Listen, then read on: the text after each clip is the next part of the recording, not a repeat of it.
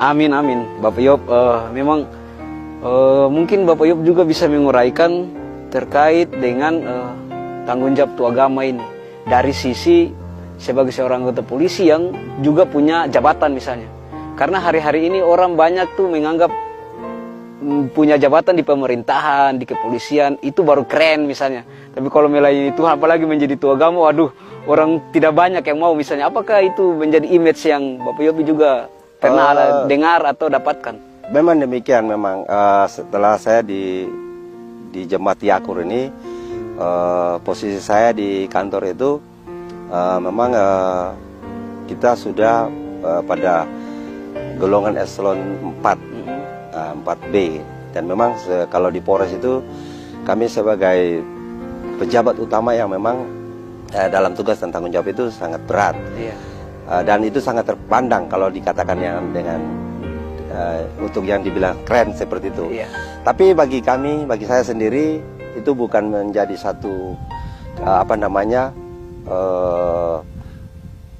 diberikan satu tanggung jawab besar itu lalu dengan tugas-tugas agama ini lah saya harus meninggalkannya. Iya. Karena saya sudah berjanji dan di dalam diri ini apapun jabatan yang akan nanti diberikan oleh pemerintah ataupun kepolisian ini kepada saya, tugas agama adalah tugas yang harus saya juga kedepankan bersama-sama dengan tugas di Polri itu. Karena yang saya dapatkan dari jabatan yang sekarang saya emban di Polri ini, saya rasa itu adalah berkat yang Tuhan berikan atas kinerja dan keikhlasan kita, keikhlasan saya untuk mau merelakan diri. Jadi sehingga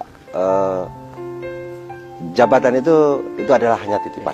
Berarti masih ada sukacita sampai hari ini. Tetap ada sukacita. Ya, harus ada sukacita. Tidak ada bahwa aduh, kenapa saya harus memilih tugas ini? Tidak ada. Tidak. Saya punya lebih bersukacita dengan tugas ini karena saya merasakan bahwa berkat Tuhan itu sangat luar biasa dalam diri saya sendiri maupun keluarga bagi saya. Sehingga apapun kondisi apapun juga saya tetap melayani, kecuali betul-betul saya sudah tidak bisa lagi berjalan. Ya, artinya sudah tidak kuat lagi, berarti saya harus menyerahkan itu. Tapi saya kuat, saya masih bisa berjalan, saya bisa bekerja.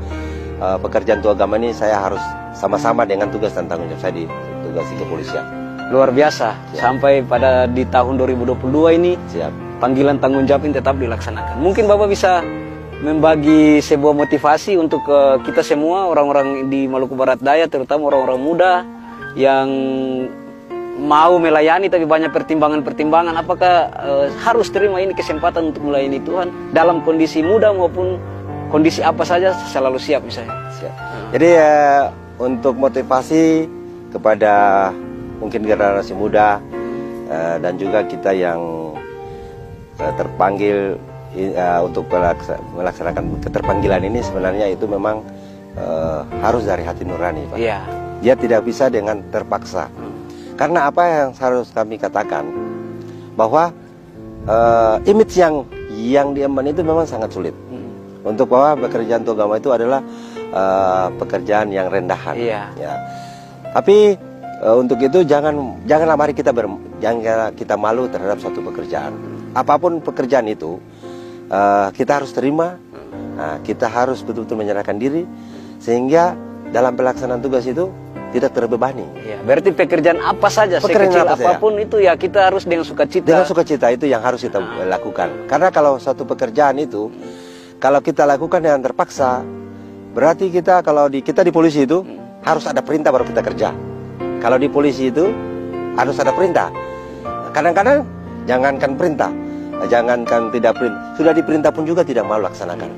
Jadi kalau tua agama ini memang sangat sulit, karena memang kalau di mata banyak orang itu pekerjaan yang rendah. Iya.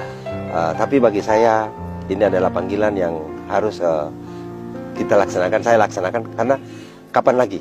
Iya. Kapan lagi saya harus? Tuhan sudah memberikan saya banyak berkat. Tuhan memberikan saya banyak berkat, berikan saya jabatan. Makanya saya juga tidak mau tinggalkan ini pekerjaan. Karena dari situlah saya mendapatkan segalanya dari Yang Maha Kuasa ini.